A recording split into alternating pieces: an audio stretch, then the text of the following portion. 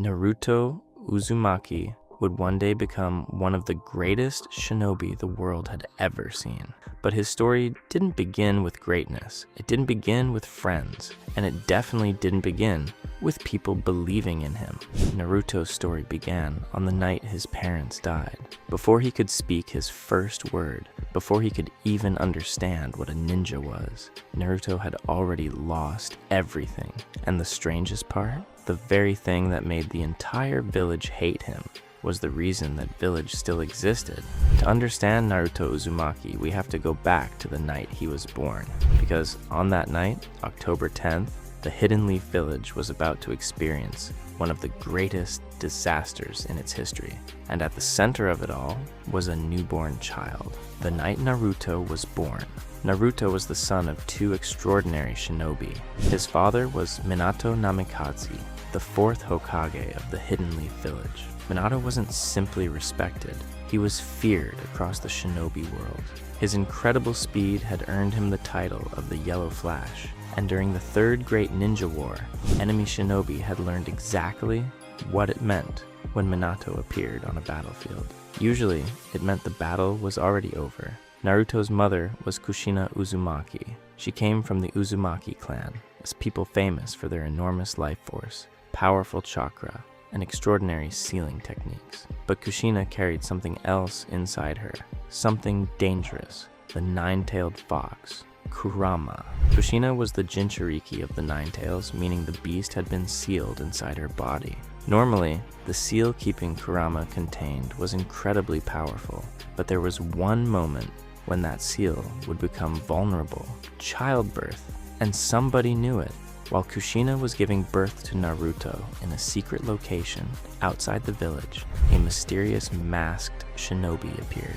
His objective wasn't Naruto, it wasn't Minato, it was Kurama. The masked man attacked, separated Kushina from her newborn son, and exploited the weakened seal.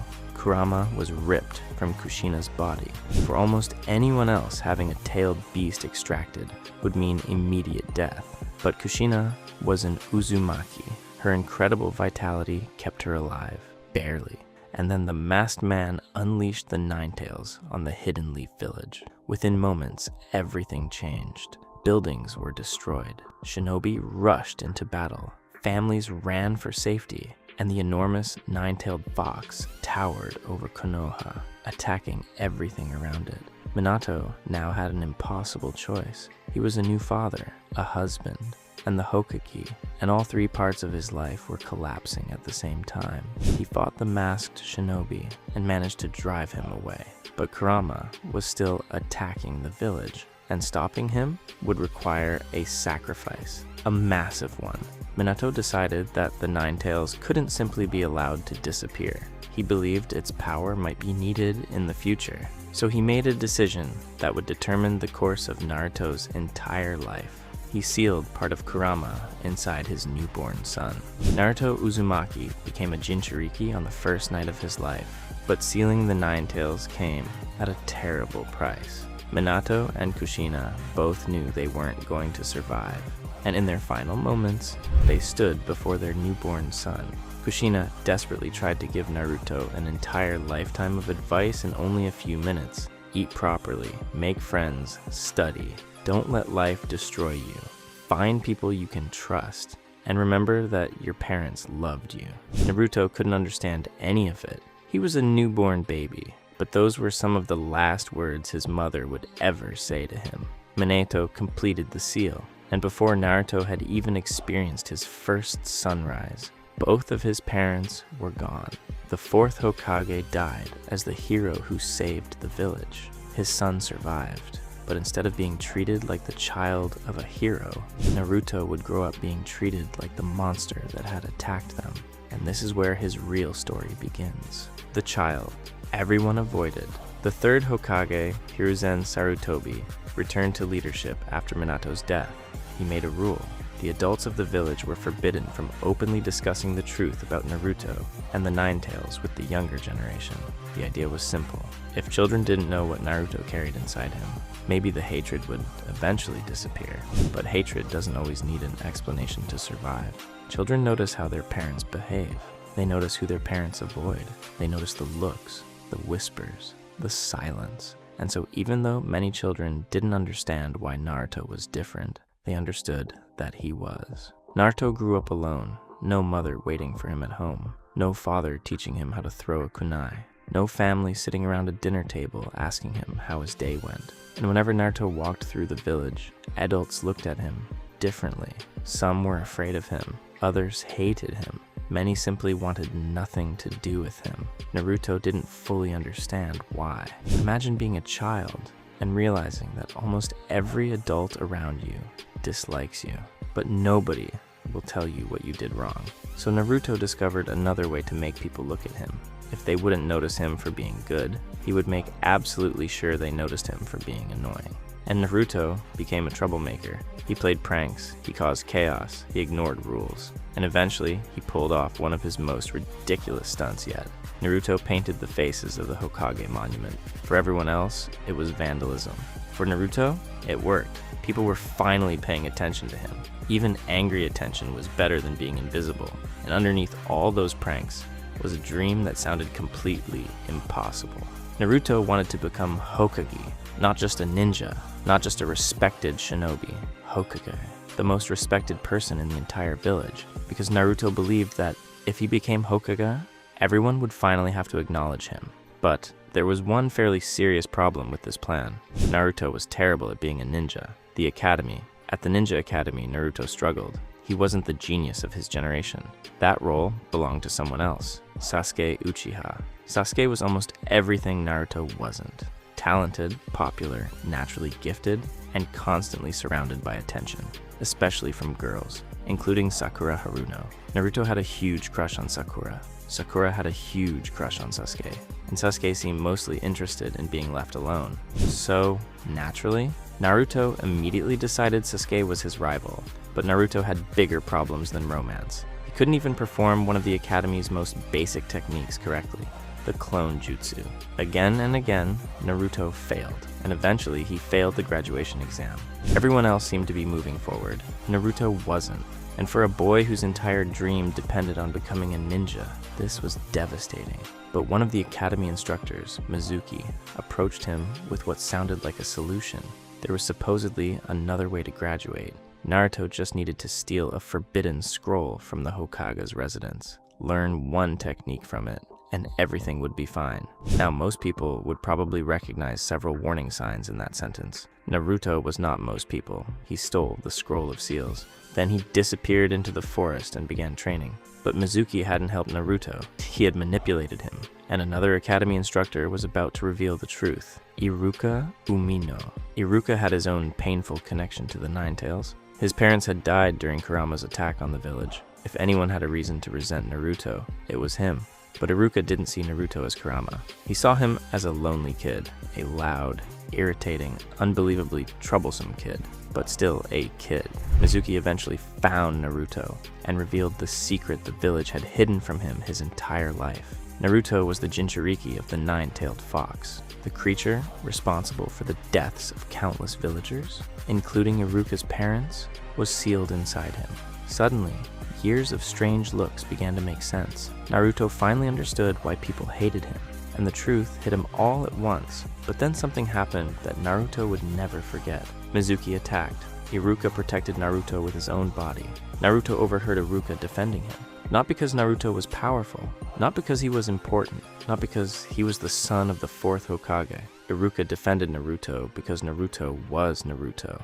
For perhaps the first time in his life, an adult truly acknowledged him, and Naruto responded by revealing what he'd learned from the Forbidden Scroll, the multi-shadow clone jutsu. The normal clone jutsu had been Naruto's greatest weakness, but shadow clones were different. Instead of creating illusions, Naruto created real, physical copies of himself. And because of his enormous chakra reserves, he didn't create one, or 10, he created hundreds. Mizuki had made one enormous mistake. He had given Naruto Uzumaki access to a technique perfectly suited to him. Naruto overwhelmed him, and afterward, Iruka gave Naruto something he'd wanted for years, his own forehead protector. Naruto Uzumaki had finally graduated. He was officially a shinobi of the Hidden Leaf Village, and now he needed a team. Team 7 Naruto entered the classroom expecting one thing. He wanted Sakura on his team, and preferably Sasuke somewhere very, very far away. Instead, Team 7 consisted of Naruto Uzumaki, Sakura Haruno, and Sasuke Uchiha. For Naruto, this was simultaneously the best and worst possible outcome. Sakura was there. Unfortunately, so was Sasuke, but the three genin weren't going anywhere without a Jonin instructor, and their teacher was Kakashi Hatake. Kakashi's first impression wasn't exactly inspiring. He arrived late, very late. He spoke like almost nothing in the world could surprise him. He constantly read a small orange book, and when he asked Naruto, Sasuke, and Sakura to introduce themselves, he learned pretty quickly that this team had problems. Naruto wanted to become Hokage. Sakura was obsessed with Sasuke. Sasuke had one goal that immediately changed the mood. He wanted to restore his clan and kill a certain man. The other two didn't fully understand what Sasuke meant.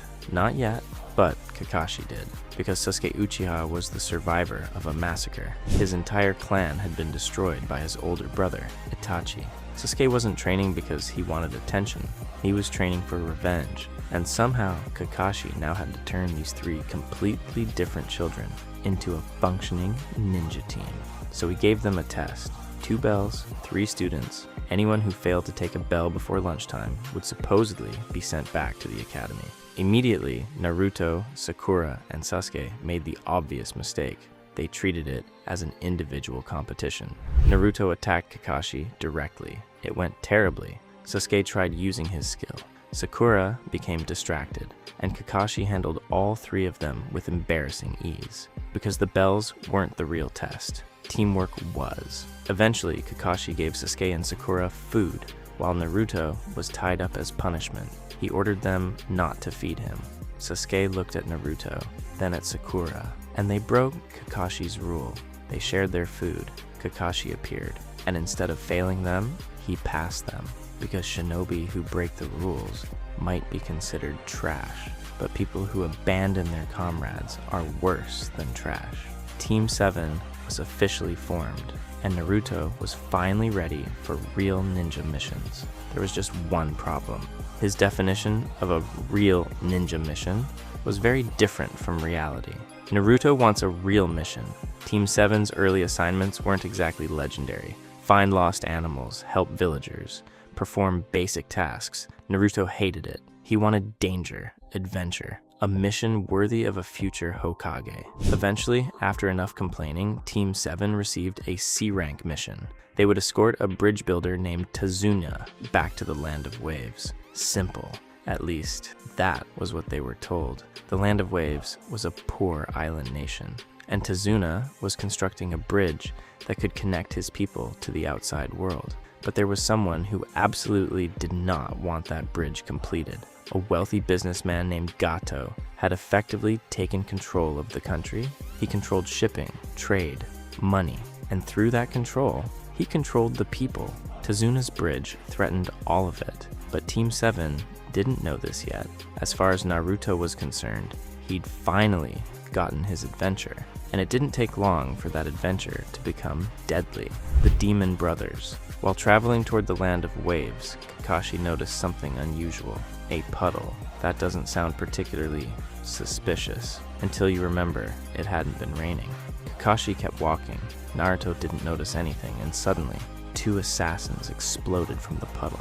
The Demon Brothers. They attacked Kakashi first. For a moment, it appeared they'd killed him. Then they turned toward Tazuna. Sasuke reacted immediately, calm, precise, exactly like the talented shinobi everyone expected him to be. Naruto froze. This wasn't training. These weren't academy students. These men were trying to kill someone. And for the first time, Naruto experienced what being a shinobi could actually mean. Kakashi was fine. He had used a substitution and quickly defeated the attackers. But Naruto barely cared. He was staring at his own hand. One of the assassins had injured him with a poisoned weapon, and Naruto hated the fact that he'd frozen, especially because Sasuke hadn't. So Naruto did something extreme. He stabbed his own injured hand, allowing the poisoned blood to escape, and made a promise. He would never freeze like that again. He would never need Sasuke to save him again. Kakashi watched Naruto make this declaration, then calmly pointed out that Naruto might bleed to death if he kept going. But something else caught Kakashi's attention. Naruto's wound was already healing unusually quickly. Kurama's power was there, even if Naruto barely understood it. More importantly, the Demon Brothers revealed something else. This wasn't a C-rank mission.